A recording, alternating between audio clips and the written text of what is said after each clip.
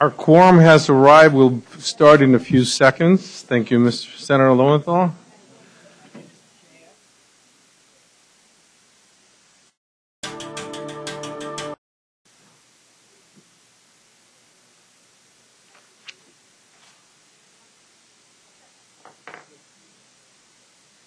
Okay, this meeting is called to order. Secretary, will you please call the roll? Senator Lowenthal. Here. Senator Hancock. Senator Huff. Assemblymember Brownlee. Assemblymember Buchanan. Here. Assemblymember Hagman. Here. Scott Harvey. Present. Kathleen Moore. Here. Lynn Green. Pedro Reyes. Present. We have a quorum. Thank you.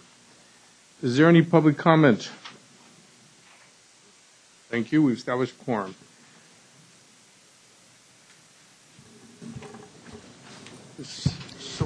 Hi, Tab. Yes. You're too far from me. Say. We'll try to get closer next time. Please. So the minutes are ready for your approval. Second. Been moved in second. Any comments, questions? Any public comment from the? Okay. All in favor, say aye. Aye. Unanimous of those present. Thank you. Executive Officer statement. Yes. We're actually happy to highlight today at the board that the success of the December priority round, in which we actually apportioned $1.437 billion to projects that were waiting on the unfunded list, and that actually resulted in the round closed actually on March 15th, which was Tuesday, and we're happy to report that 441 projects worth $1.436 billion will receive funding. So again, that's success to this priorities round. And we wanted to highlight that today at the board. And we also want to provide you some updates on the January and February priority round apportionments as well. Those are also moving quite well. We apportioned 26 projects for $103.6 million at the January board, and to date we received 12 fund release requests over $100.8 million. Again, we want to remind districts that we have the deadline of April 26th to submit a fund release request to our office. So we encourage those districts to come in. And at the February board, we provided 20 apportionments for $87.9 million. And so far, we received 8 fund releases worth $74.3 million. And we want to encourage those districts for that particular priority round that they have until May 23rd to come in with their fund release request. We also wanted to share with the board the process to receive accelerated funding in the case of a natural disaster. This issue came up last month, and we wanted to inform the board that districts that have applications in-house or projects that may be on the unfunded list, if they experience a natural disaster, earthquake, fire, or flooding, to that extent they could submit an appeal request to the board for the board can take up for consideration. And it would be helpful if they also include the rationale of requesting that accelerated funding as part of the request, and we would obviously take that item to the board for consideration. The next item I want to highlight is a seismic update. We would like to share with the board, included in the agenda, is a conceptual approval for a seismic project. That particular project is going for a conceptual approval of $14.3 million. Again, that's part of tab 7B. And we also have a report to share with the board as far as the update to the Seismic Mitigation Program, which includes details of the seismic evaluations that were recently completed as a result of a $200,000 grant that we received from the Seismic Safety Commission, and share with the board the progress we've made in that area. And last, I have 2 more things to share with you. The state agency workshop. We have a joint workshop kicking off tomorrow. And it will be held at Department of General Services. We will be in concert with Department of Education, Division of State Architect, and we have at least 52 participants that are scheduled to be present, and also this training and workshop will be webcast. So we encourage those districts that are in town to join us at the workshop tomorrow. And the last thing I would like to share with the board is we actually have a priorities in funding cash management meeting on April 12th, and highlight that it's important that we all participate in this venue, and we would like to provide stakeholders another opportunity to weigh in on these issues. And that meeting will be between 3 and 5, and the place is yet to be determined. So that's all I have today. Between 3 and 5, what date? April 12th, sorry. Okay, thank you. Board members. I have a quick question. I know we're all trying to make things work quicker and better, particularly in a natural disaster. Is it possible that if the governor has declared the area as a disaster area, which is something normally done to allow federal dollars to come in, could that suffice for the Form 189, or could it suffice in some fashion to expedite the handling of the district's request? Well, I think that would be, helpful. And we also probably need to know to what extent is it impacting the project that's on the workload list. That would also be helpful. We do track these particular emergencies or declarations of emergency and reach out to the districts if there are any issues. And so, it would be helpful. We do track that information as well, so we would definitely be following really closely and communicating those particular issues with the district. So it's helpful, it can't replace anything? It's helpful, but Okay. Yeah, because some of those disasters are the result of freezes, disobedience, fire, and not necessarily an earthquake or something else. I was thinking of it if it were germane to the natural disaster definition only. Yeah. Okay. Thank you. Mr. Mireles. One other thing I also like to add is that the Form 189 also provides staff and the board more specific information from the district's perspective in terms of what they're requesting. So it provides us more information so that we can analyze their request. That's another reason why we request the 189 as well, in addition to the declaration. Thank you. Anybody else? Money, don't they? It is not money. Is there any comments from the public on the executive report? Thank you. Consent agenda. Senator Lowenthal. Okay. Page 56, the Linwood School District, I think it's the return of $2.5 or $6 million. I don't think this should be on consent. There are some real concerns on the part. I would like to have the ability to lay this over. The district does not agree with this, and so I don't think this should be in a conversation today that this should be. I'm not saying I'm opposed to this, but I just think that it shouldn't be on consent. And I'd like to hear more from the district in terms of what they think was unspent. Okay, so we'll pull out page 56, dealing with the 2.158821 coming back from the Linwood Unified. Right. Okay. Anybody else? Yes, Kathleen? And I'll be abstaining on the Elk Grove item, and if there becomes a problem with the voting on that item, then I'll choose to choose at that time. But if another member comes and there's enough votes for that item, then I'll do. Okay, could we, because we're where we are in numbers, could we have you vote for it, and when another member shows up and we get their added aye, then we can ask that you be removed? Would that be okay? That's fine. Okay, so, but you want to, okay, let's do this. Let's bifurcate it because it's only one item that you want to abstain from. Usually you what want to happens vote for the is rest? I vote for the consent calendar with the exception of the Elk Grove School District items. So, And the record will show that? And the record shows that. Okay.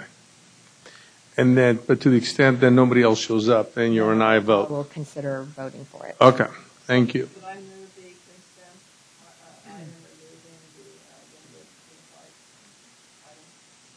Second. It's been moved in second. Any comments from the public? Excellent. All in favor, say aye. Aye.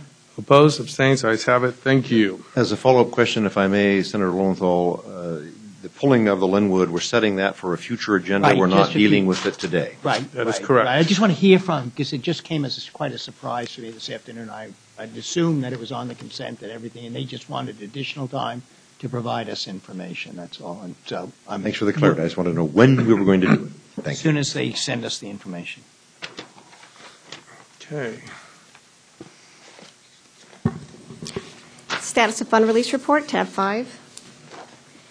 So we've been highlighting to the board on a monthly basis as far as how we are releasing the various bond authorizations that we received since the freeze. And we, again, the purpose of this is just to show how fast we're dispersing the funds in the various pots or allocations we received. In March 2009, we have no activity, so there's nothing to report in that particular category. There was a general obligation bond sale in April 2009. We actually dispersed $5.7 million for the month of February. And in the lower chart on page 91, we actually, for the November 2009 obligation, we actually released $13.6 million. On page 92, if you look at the top portion of your page, there was no releases for the November and December 2009 category. In the May 2010 category, there was $32.1 million released for the month. And then the lower portion is November 2010. We actually released $394.3 million in bond proceeds, which actually relates to the acceleration of the funding due to priorities in funding. On page 93, the summary is we released for February is $445 million for the month. Again, $394 million of that relates to the priorities in funding. If I can grab your attention on page 94. So as a summary of all the cash disbursements that we've had in the program, again, this is just highlights on a monthly basis what we have left in cash in our particular pot. We have over $1 billion still left in this month as far as what's in our bank account, although with the success of priorities and the other disbursements that came in at the latter part, the middle of the month as a result of the closing of the round, we're going to see a huge portion of the money being drawn down again next month. It's that the whole point is because we release almost everything in priorities of funding for the December round. So you'll see a significant drop next month on page 94. And we actually added a new chart to this report on page 95. This is what we have time and time again. I know we have questions as far as what is out there as far as the cash and how many projects does that relate to and what are the time limits. So we're actually providing the board another informational item where it shows that we actually do show in March 2011, as we quote this chart, is we actually had 117 projects, and that was all part of priorities that actually have about $400 million. And again, this is just a snapshot of time as of February. We're going to show this March will obviously go down, dissipate next month because we did release most of the funds with the exception of $1 million in the priority round. But for April, we actually have $74 million that is still outstanding, and they have the time limit to come in and request for the funds, and that represents 25 projects. And in May, we have $116 million allocated, and that represents 47 projects. But the chart incrementally reflects to the board how many projects we have outstanding and how much funds are available on a monthly basis. And again, highlighting that we want to encourage districts to come in for those funds and provide the board some relevance as far as the summary of the funds that are available, and it's out there. Okay. So with that, I'd like to open up for any questions. Thank you. Is there any public comment on this? Board members, any comments? Seeing none, question. Ms. Silverman, does that mean that if the projects in April and May do not meet the requirements, that there would be an additional $72 million back into the program cash? That's correct, because those projects are part of the priorities of funding round, and if they don't come in for those funds, then the money will revert back to the program. So it will be important for us in April to determine our cash management if that kind of funding is going to be, if that kind of actual cash is available to continue to go down the list then. That's correct. Thank you. Thank you. I have a motion to approve the report. Is there a second? There's been second. All in favor say aye. Aye. Opposed, none. Ayes have it. Thank you. So tab 6, page 96, it's our status of funds, and it's just tracking of our bond authority and how much projects that we processed this month. If I can get your attention to the top portion of the sheet there on page 96, Proposition 1D, we originally received a $7.3 billion allocation. This month, as far as the estimated approvals, that was part of the consent agenda. $19.6 million relates to modernization projects, and that was 15 projects the board actually provided approvals for. There was over $200,000 in high performance, and again, that's also reflected in the board's approval. So we have a summary of $19.8 million as far as estimated approvals that are being drawn down on the bond authority for Proposition 1D. In the middle category is Proposition 55. The voters authorized $10 million.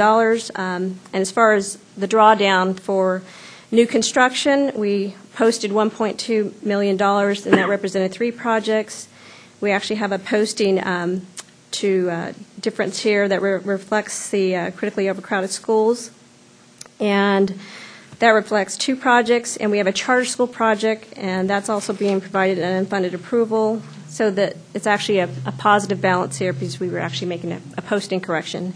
And in Proposition 47, we actually are processing $8 million in new construction, so the total that we're processing this month in unfunded approvals is $25.3 million, and that represents 29 projects.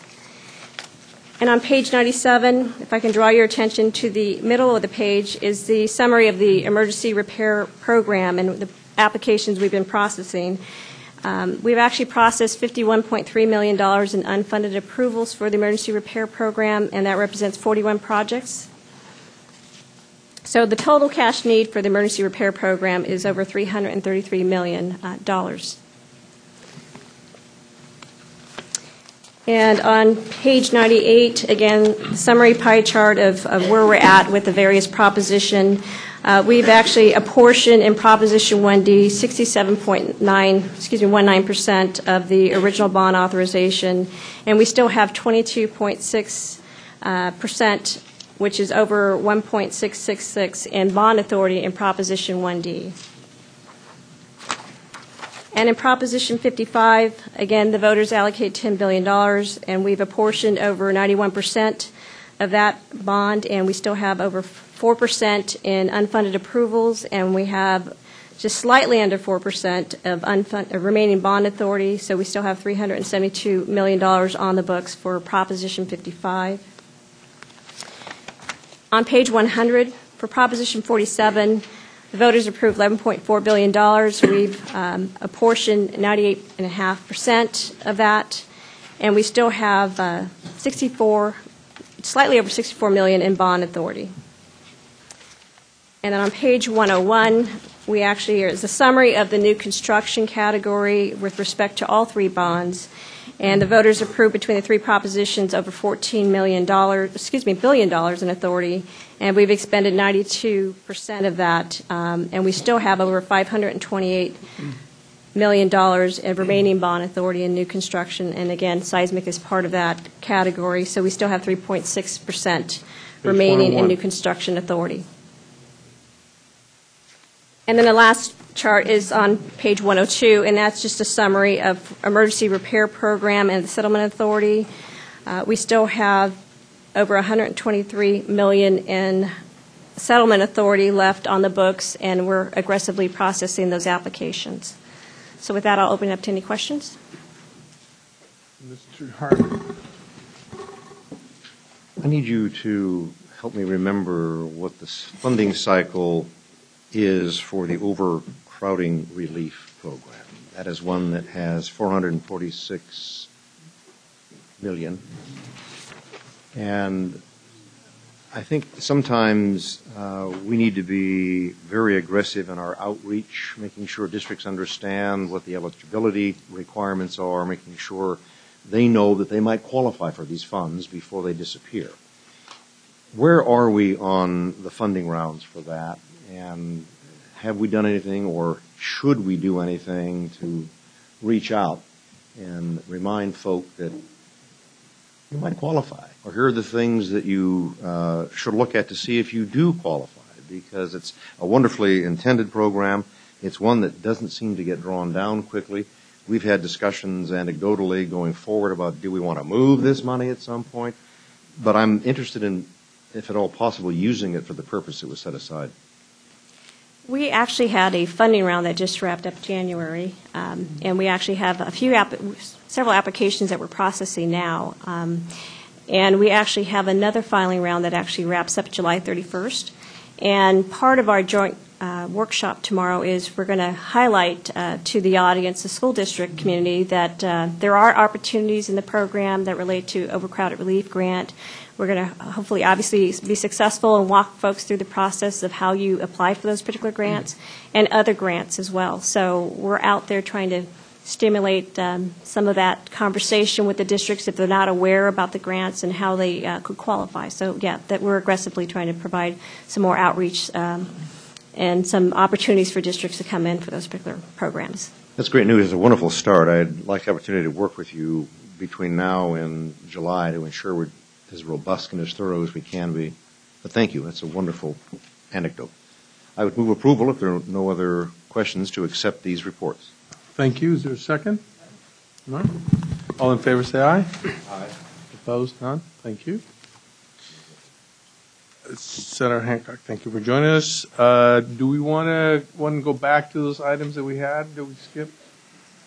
We had the consent and the minutes and approval of those reports. Okay, Senator, this would be the minutes approval. Thank you very much, Lisa.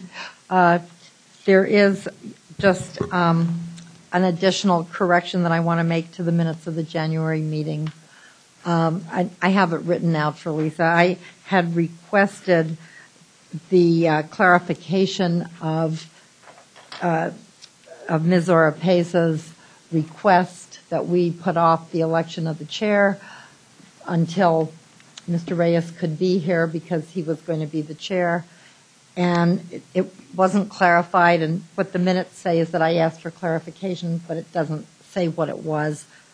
And I would be happy just to give a sentence to Ms. Jones and move the minutes with that understanding that we're going to clarify the January minutes. Well, at this point, we actually have approval of last month's minutes. We took action to approve the February minutes, and in February took action to approve the January minutes. So what you're asking us right now is to open what we just approved. Don't worry about it. What would make me very happy would be simply to have this month's minutes reflect that the clarification that I had requested in January was that the acting chair requested the deferral of the election of the chair and vice chair until the February meeting when the new Department of Finance designee could be present. And if you could get that into this month's minutes, or the minutes of this meeting, which have not been written yet because the meeting has not concluded. Right, no. What we voted on earlier was the February minutes. Yeah, so. I thought they just voted on it. So would you be okay, I'm just trying to figure out, since I wasn't here, and we already accepted the January minutes, would you be okay with going on record of what your interpretation of those minutes ought to be? In today's minutes. So that would be memorialized when we take the minutes, but what the record, what the minutes will reflect is what you are seeking as the clarification that you wanted. It doesn't change the minutes as they were accepted, but it goes on record of what you understood. Specifying what the clarification was that I had requested, yes. Okay. Was that? Okay, we got it. All right. So do you want to add on to the February? Actually. Do you want to add as an aye to the vote for the accepting of the February minutes? Yeah. Okay. So the vote is aye. Ms. Brownlee, do you want to? On the, we just open it up to Ms. Hancock just joined us. Thank you. Senator Hancock just joined us, and so we wonder if you want to be added on as an aye to the minutes. They've been moved and approved, and we just out of courtesy open it up for adding on. Okay, so she's an aye as well, and take over. All right. Amended consent calendar. Yeah, now we have the consent calendar, which would be minus page 56, pulling Linwood. Senator Hancock Yes, aye. and Assemblymember Brownlee. Thank you. Okay, and then the acceptance of both reports presented by the executive officer. Aye on both? Aye. Yeah. Okay, thank you. Not a roll call. All right, moving on. We have tab 7. CUYAMA Tab 7. Unified. Tab 7A, beginning on page 103, is a request from the CUYAMA Joint Unified School District. This is a small school district with a total district enrollment of 261 pupils. They're located in rural Santa Barbara County. The district is requesting to receive an unfunded approval for the CUYAMA Elementary under our facility hardship program. The school site was built in the 1950s, and they also had a well that was built at that time. It's been moved. Second. It's been seconded. Are there any questions from the board? Any comments from the public? It's been moved and second. All in favor, say aye. Aye. Oppose? Abstentions? Ayes have it. Thank you. Next item. West Contra Costa Unified. Mr. Dave Zian will present.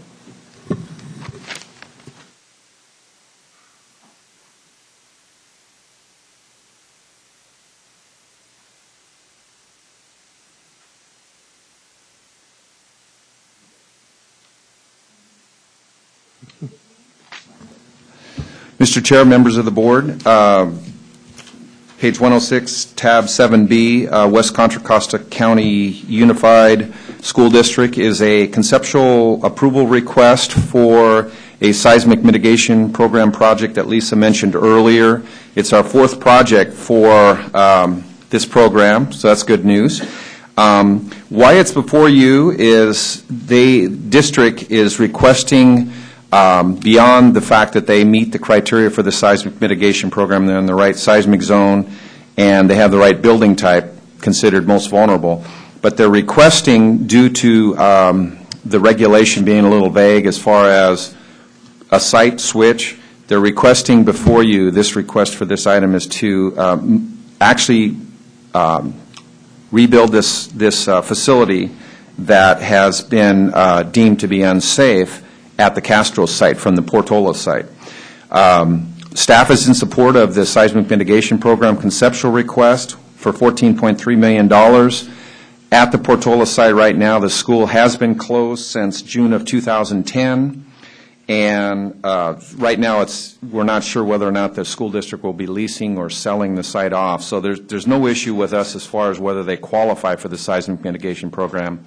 Why this is before you, again, is to really deal with the issue of the rebuilding of this 67,000 square foot facility at the Castro site, which is another district-owned site that is closed right now currently. They'd like to reactivate it and rebuild this school there on this site because it's a safer site in the school district's viewpoint.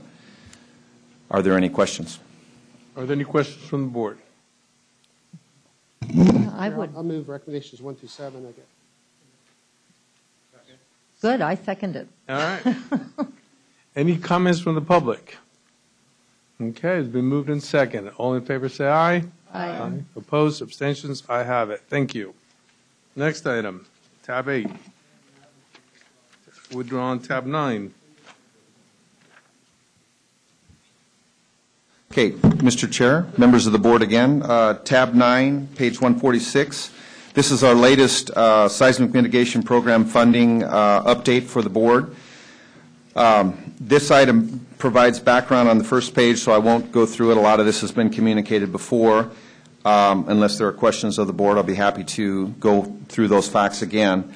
The primary focus of this report today is to report back to you with regard to the California Seismic Safety Commission grant that was provided of $200,000 to our office to do a couple things. First of all, enter into contracts with seismic engineering contractors.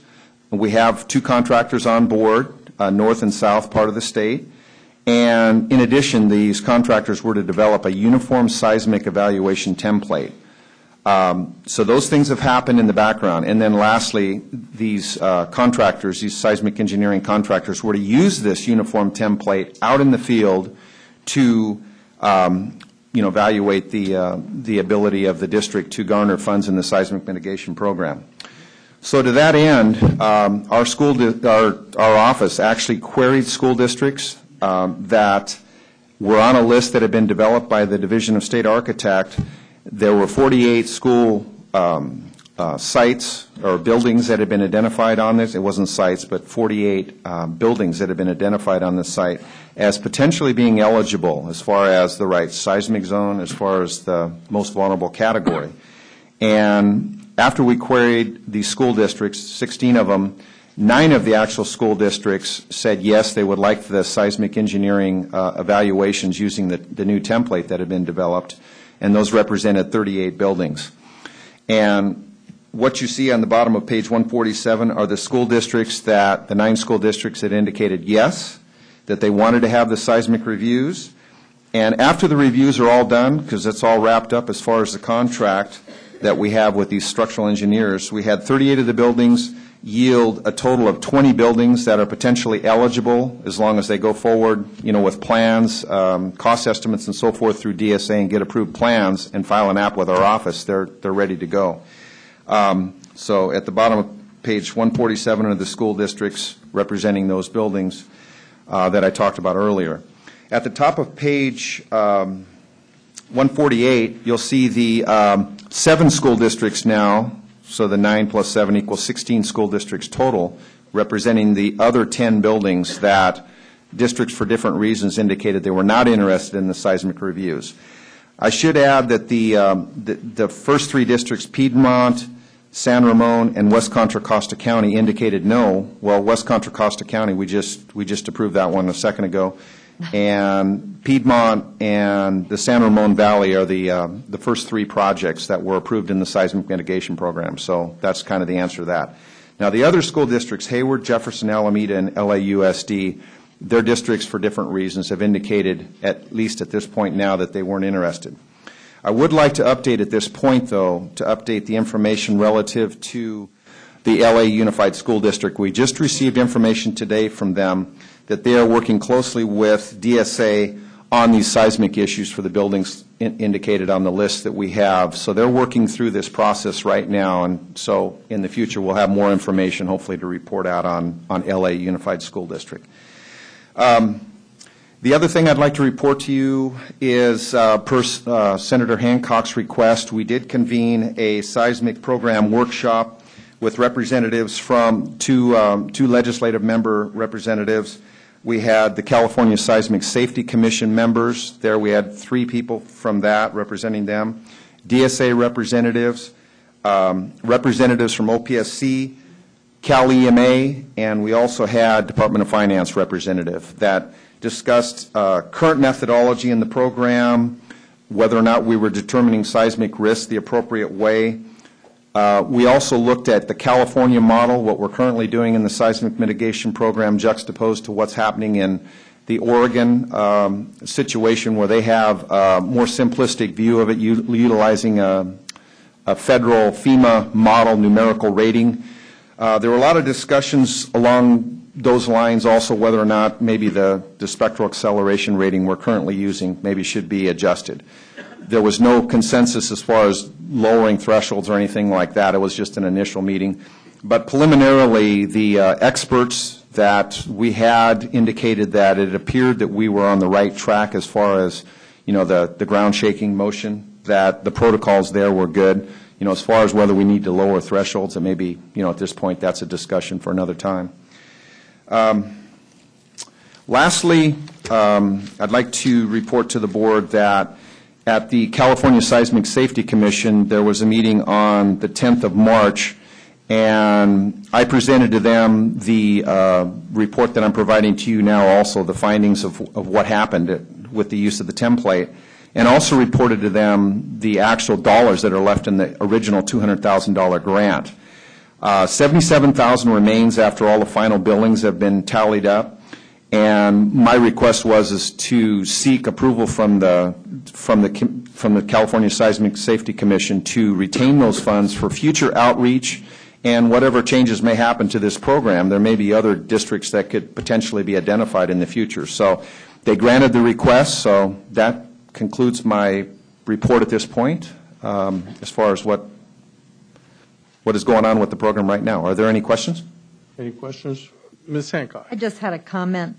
I really want to acknowledge the efforts that DSA and OPSC and all of you have made to move this forward. I appreciate it a lot. I hope that you'll be able to come back with some final resolution and recommendations here by April or May at the latest, so that we can, if we're going to lower the shaking, as has been suggested, or look at any new building types, we'll be able to do that so we can get the money out the door. But thank you. Senator Lowenthal. Senator.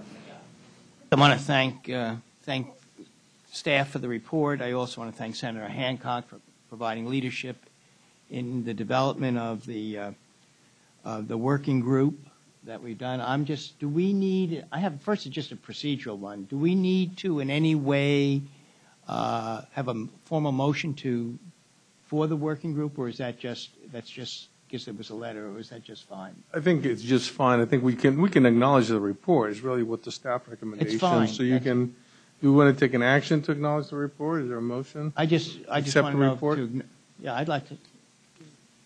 A motion to accept. There's been a second. All in favor say aye.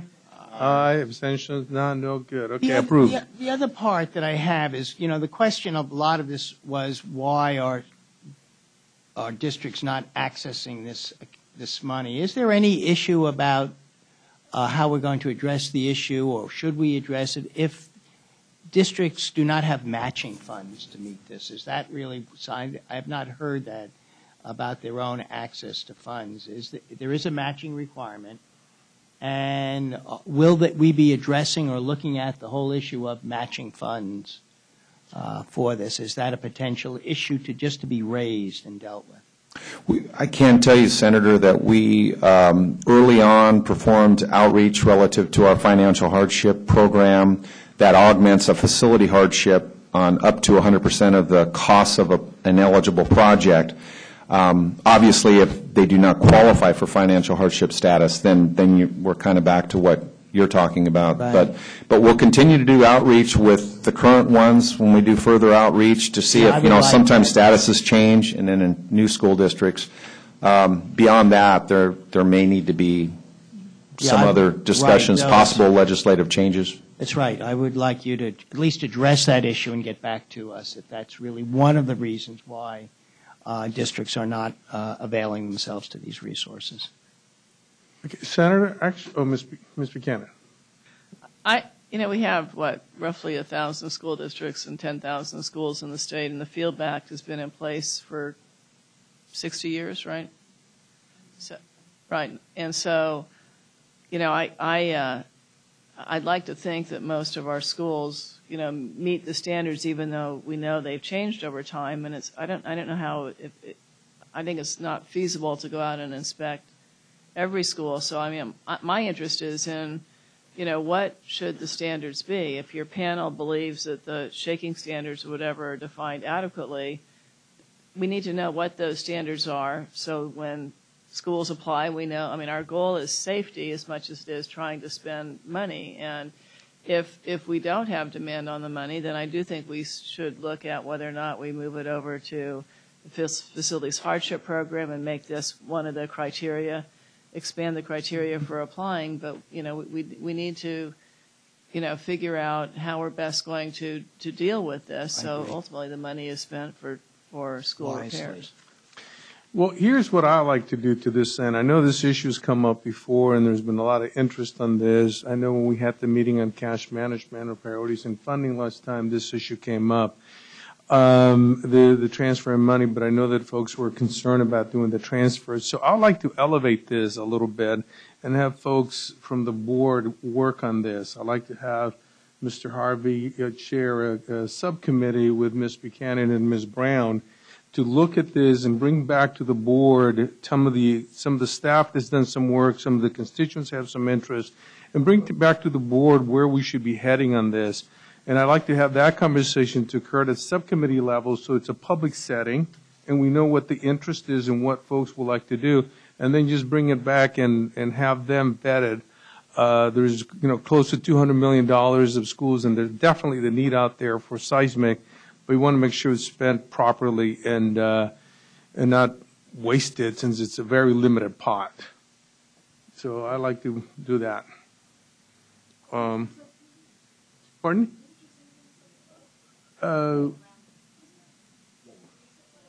Brown. More. I want to call you. I keep calling you Brown. Don't. I keep calling you I apologize, Kathleen. And we just met earlier today. The governor. I have the boss in my head. That's what it is. So, please, if I could have a motion. For a second. Okay. Any comments? Any comments from the board? Any comments from the public? Any comments from the public on this issue? Thank you. So we'll move forward with that. Thank you. Next item.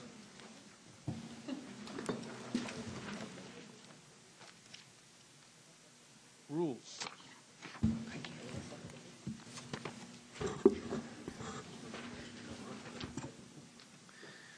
Good afternoon.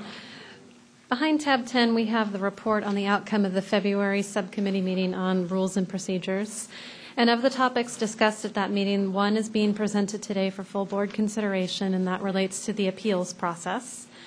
The subcommittee adopted option 1 of the original staff report, which can be found on stamp page 152 with a few amendments. And what that option did was lay out a general plan for the appeals process, the first step being that upon reaching disagreement with OPSC, a district will submit the form SAB 189 to formally start the appeal process.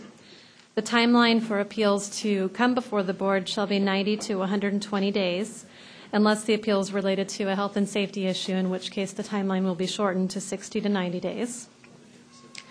Also, within 5 working days of receiving the appeal, the OPSC will respond in writing to the school district, acknowledging receipt of the appeal and providing the date that the item will be placed on the SAB workload.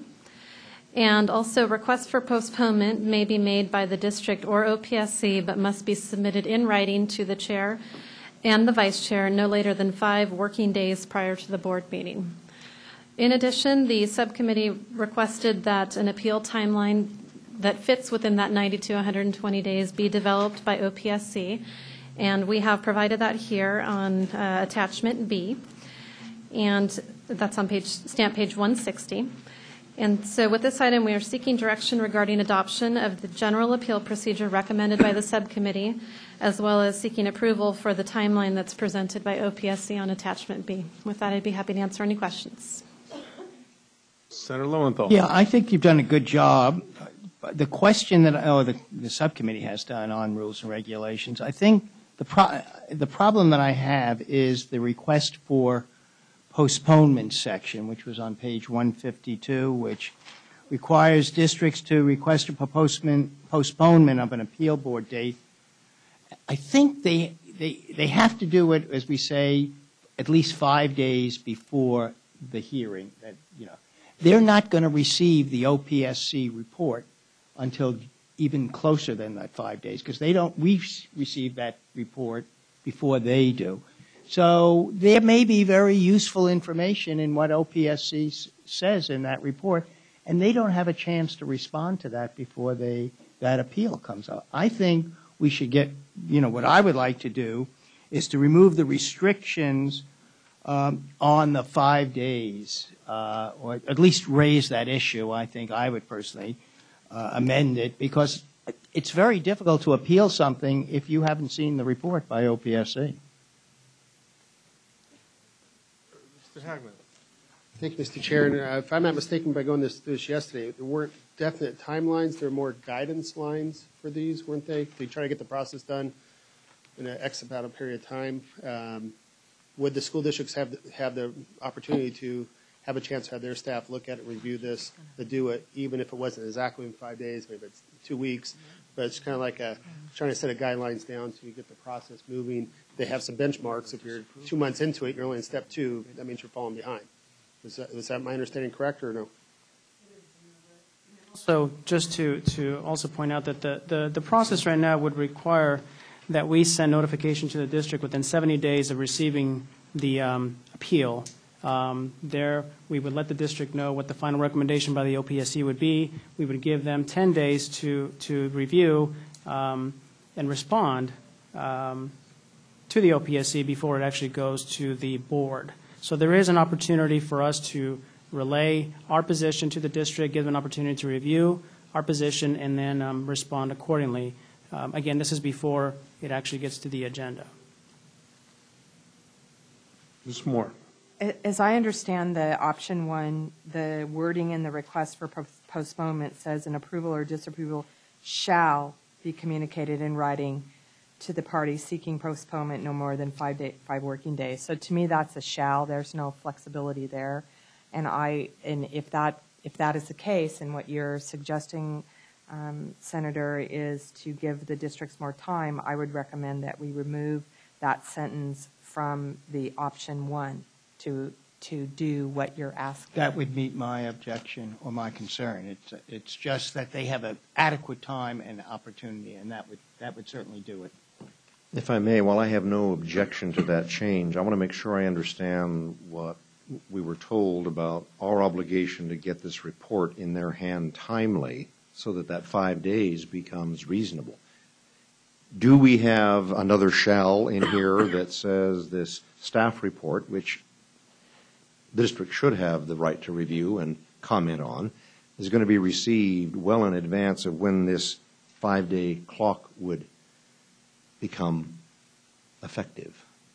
I need more understanding. I mean, I don't believe they get that until after we receive that, which is on the Thursday or Friday, before the... Typically, we do send a letter to school districts that outlines the basic staff position, and there's very little difference between the letter that goes to districts and what ultimately ends up in the staff report. It's a different format. It outlines where OPSC is coming from, so there should be no surprises when the item actually hits the agenda. But Senator Lowenthal, you're correct in that the actual staff report goes to board members first and is posted the Wednesday before the meeting. But the letter to the district goes out in advance of that. And the timeline that we've presented on Attachment B reflects sort of a worst-case scenario, because if we receive an appeal somewhere earlier in the board cycle process, it might be further away from the actual date where we're publishing the agenda items. But the 70 days is the minimum point at which they would receive it. Ms. Buchanan. Yeah, maybe I'm missing something, but it says any request for postponement by the school district shall be in written form addressed to the chair and vice chair and shall include a statement of the reasons supporting the postponement. It doesn't say that has to be done within 5 days. It says that we will get back to the district within 5 days, letting them know whether or not we've approved it or haven't approved it. Where are you reading from? Page 152 on option 1, the staff analysis. Well, look where at request for postponement. Right. Second sentence. Right, and approval or disapproval, right, should be communicated in writing. That's our getting back to the district, correct? Or because that's not the district, that's not time frame we're giving the district to get to us. That's when we have to get back to the district as to whether or not. Oh, maybe you're right. So I'm, you know, What I don't what I'm understand wondering is they do not get that, Right. they do not get that report, the actual report, until just before the board meeting that they have to Right. appeal it to. That doesn't make any sense since they have to respond to it. I'm not saying it does. I'm just saying that sentence That's that we right. talked about Doesn't taking out take care of- doesn't Right. pertain to the That- district. It pertains to us. That is true. So That is true. what I'm wondering, I don't know if this has to be approved today or if we should take a little bit of time to try and work this out with Right. some I thought agree in with you. terms That's of right. what really makes Tom? sense. Members Tom Duffy, Mr. Chairman, Tom Duffy for cash. I like what you just said, Ms. Buchanan. This is a very important item that the board has focused on through the subcommittee, and it's something we've talked about for months last year with a separate entity away from the board, and that was the expert work group. So I think what you said, Ms. Buchanan, is really the right thing to do, to make sure that the timing works here. If there have been issues before with the board, and this isn't being critical of staff, your staff has a lot of work to do and there are fewer people there, but frequently timeframes really collapse coming close to a board meeting. If a district has an issue and learns what the determination of the staff is, they need to be able to respond appropriately, analyzing that, and they need some time to do it. So I think a review, I don't know that this is imperative you take care of this item today, but if there would be a review of that time frame, and if we could dialogue, Mr. Chairman, maybe with your staff about this. So let me understand the process, because this is a rules subcommittee that put this together. So my understanding would be that this would be done in an open forum, and people would come in and tell us what is wrong, would tell the subcommittee their views of this. That's what happened. Okay, so the subcommittee is aware of option one, and that was what the subcommittee came forward. Yes. Right? And so we're not, and Senator Lowenthal raises an issue with the timing. That's right. That's all I read. That's fine. Does the subcommittee members concur with the senator? And I don't know who the members are, so I don't want to point names. But is there an agreement with the subcommittee members that, yes, this needs to be taken back to the committee to look at? I presume that folks, constituent groups that are impacted by this participated in the open setting, and I would like to think that their input was accepted. That is exactly what happened, Mr. Reyes. And Scott Harvey and Julia Brownlee and Jean Fuller, who's no longer on the SAB. We'll blame it on Ms. Fuller. Thank you. No, it wasn't her fault. We're the committee members. Blame it on Julia Brownlee. Yeah. I personally think what we did was fine. I was going to move approval with simply taking attachment B in that very first one, make clear that we were talking about 5 working days, because that can be so important if we run up against a weekend. But just on that very, very helpful attachment B chart. But honestly, I would be happy to incorporate Senator Lowenthal's suggestion. I don't think we need another committee meeting. I think it could simply come back to us for approval at the next board meeting. I'm not quite clear what Senator Lowenthal's suggestion is at this point. I'm just saying, I heard his concern, but not the answer. No, I think the answer is that timing and whatever that school districts have an appropriate, after they see the report, that they have that they can respond to it. Not that report follows their appeal, from that they have an appropriate time. I don't want to specify the date or the time. I think staff could come up with that. I think it was just an oversight in terms of what took place. It is not, I don't think it needs a major issue, but you have to have the ability of people to have communication and to have reports that are received in time so that a local district can make that. No, I understand. And that's not true now. Okay, so right now the option 1 proposed leaves a hole at this point. Mr. Mireles, you look like you wanted to say something. No. Oh, no, I just wanted to acknowledge the senator's concern. And what we meant was, during the 70 days, we're going to send a letter to the district with our position, but it's not the actual item. Okay. And the item will be within 5 days, and it's going to be 5 days before the board. And given the district enough time to respond, we understand the senator's concerns. Ms. Buchanan. And I want to clarify, because maybe I'm confused as well, is the district doesn't have to, if the district's response is, will you please pull this from the agenda because we need time to prepare for the hearing, we're not asking the district to necessarily do all the work to be able to present that at the hearing. All they need to do is respond to us to say, we would like this pulled from March's agenda and put on April's agenda because we disagree with the findings and we would like time to prepare.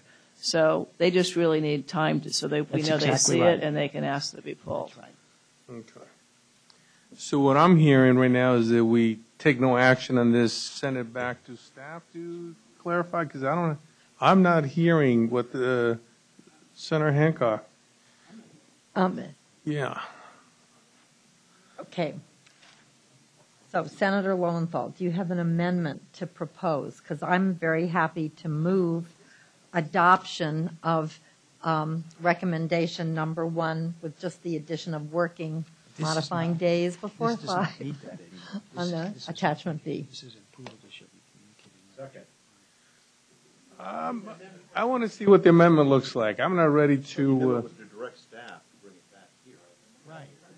Yeah, I'm not ready to move the item without knowing what the language will look like. I would appreciate just the like to concept. lay it over. Okay, I would like to I'm lay okay it with over that, 1 too. month and to have staff come back with language that's clear. That's all. Right now, Okay. it's just not clear to me. May I ask, Mr. Chair, what's a good for those who serve the school boards? What do you think the proper amount of timing would be, just to give some staff some direction if they're in there? How many weeks, how many days would a district be feasible to say, hey, this is the final report, you have 2 weeks, 3 weeks, 30 days? Mr. Duffy and school districts can respond. Because you leave it open-ended like this, you're going to have more questions when it comes back.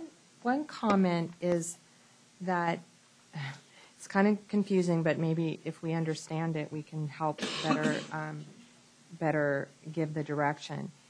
The sentence that says, an approval or disapproval shall be communicated in writing to the party seeking postponement no later than 5 working days before the hearing. That approval or disapproval is of the request for postponement. So in essence, a district will be told 5 days before the hearing whether the staff and the board, whether the staff approves their request for postponement. That's the problem area, because sometimes the actual item is not available at that time. So All the time. how can they know? I think what the concern is, how can they know what they're asking for postponement? Is that the correct understanding? That was my understanding. So to fix that, you remove the request for postponement, which in answering your question would be, you can ask as a district to postpone up until the time, to the time of the meeting, unless you want to put a cap on that and say maybe 1 day before the meeting or 2 days before the meeting, you have to ask for that. So if you eliminate that postponement. sentence, that allows that to happen. You have to make it clear, though, that we will automatically grant that postponement as well in the regulations then, don't you? So you're not. Well, are these regulations or just Not administrative excuse me, procedures? the appeal. I mean, Procedures. because what you're really saying is if a district asks that the appeal be delayed to a subsequent board meeting, that we're going to grant it, so, right? I could And that's what wait you- a month, right. I mean, just to get the language just right. I just think that we have to have a fair process, and right now, it's obviously right, just to Let's postpone the item. Let's postpone the item. Okay. Did you give 5 days notice? So, is there any other public comment on this issue?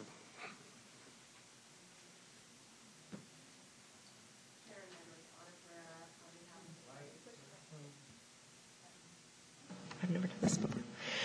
Anna Ferrer on behalf of the County School Facilities Consortium. Along those same lines, it says letter, which means U.S. Postal Service. We're just concerned, our members are concerned about electronic or some other way of letting districts know, because sometimes mail gets delayed or lost. And so in this month, perhaps maybe we can take a look at that issue as well. Thank you. Okay. Thank you. Anybody else? Okay, so take note of those comments. Thank you. Next tab. Tab 11 is a report to seek the board's direction on how to handle projects that are received by the OPSC before the general site regulations are approved by the Office of Administrative Law. The board did approve regulations in June of last year to extend the general site allowances for 1 year. However, they're currently going through the public comment period. We're expecting them that they be approved in May of this year. So this creates a time period between January and approximately May that we may receive. Actually, we already have 3 applications that we received requesting general site. So what staff has done is created 3 options for the board to consider in how to handle these projects. with an emphasis that they do receive the general site allowance. Option 1 is basically to process the applications to the board based on the receive date without the grant, but leaving them open so that when the regulations do become effective, we give them the additional allowance. Option 2 is to request that districts withdraw their application submittal and resubmit once the regulations become effective so that they can get the benefit of the grant. And then option 3 is to hold these applications until the regulations become effective. Mr. Chair, I'll move option 1. Good, thank you. Any comments from the board? Been moved in second. Any comments from the public? And I'll advise you that you have full support of the board on option 1 at this point. We've been fully educated on the issues, so it's at your risk that you speak. Mr. Chairman, and it seems like I always risk when I speak at this rostrum. We're in support of the staff recommendation as well. We think that that's the appropriate way to handle this item. And wanted to note for you that this, and I know I spoke about this and wrote to you, Mr. Chairman, and members of the board last month about this, that this is an item that has come back to the board over and over again, and it goes back to 2006. We have a history, really. You've got it. So we're there. The point is simply this, that we would urge you to adopt what's being proposed, but also to agendize for discussion yet again permanently including the general site allowance as part of the school facility program, because that was the original intent. Thank you very much. Thank you. Okay, all in favor say aye. Aye. Opposed, abstentions, I have it. Thank you. Next item. Tab 12 is just to go over the workload for the board. Is we actually lay out every month is the 90-day workload. And on page 166, it's just a reflection of what's moving forward in April. Those items that are action items, and report discussion items, and the standard reports. And then page 167 and 168 is just a reflection of what's moving forward for May and June. With that, I'll open it. Okay, I have Ms. Moore, I have Mr. Harvey, and then I have Senator Lowenthal. I'm sorry, I see your light, sir. I apologize. Ms. Moore. I would like to request that the project information worksheet be placed on the on the workload list at the discretion of the chair for future consideration. We discussed it. It was brought before us last time during public comment, and I've received 2 or 3 letters concerning it, and I believe that we should have a full discussion of the issue. Okay, thank you. Similarly, I would request the chair's consideration of aggressively placing the seismic matter on the appropriate agenda, perhaps in May. Okay. Okay, comments, anybody else? Comments from the public? Thank you. Next tab. The State Allocation Board meetings, the dates. You want to go through that, Ms. Silver? We can wrap up. We can wrap up? Okay. It's all information stuff. I think you've beat Cynthia Bryant's record. You know, we just held the general membership of the Golden One Credit Union, and I did it in 30 minutes. It is a record. So we will go into closed session to discuss a personnel matter, and then we'll come back and wrap it up and report briefly what we talked about. Thank you. Yes. Closed session, yes.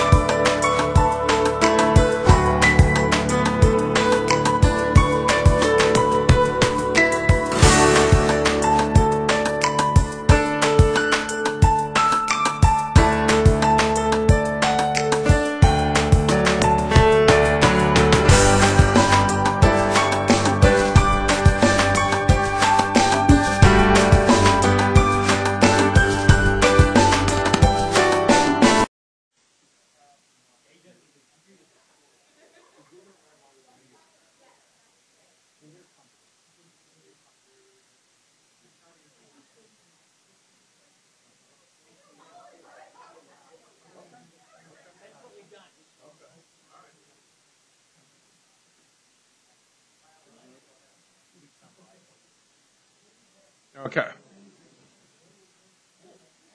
Okay, we're back in. We're coming out of a closed session, and we're dealing with, at the closed session, the assistant executive officer position was discussed, and we're going to reopen, but before we do that, we're going to change the duty statement, and we invite the group to provide written input to the subcommittee, of which I'm the chair, so just send it to 1145 Finance, and I'll make sure the other two members get their appropriate copies of the duty statement. It is a position that reports to the board, so it's going to be the board decision what the duty statement will be. But I just want to report out that that's kind of where we are. Thank you. Any public comment? Meeting adjourned. Thank you. Thank you.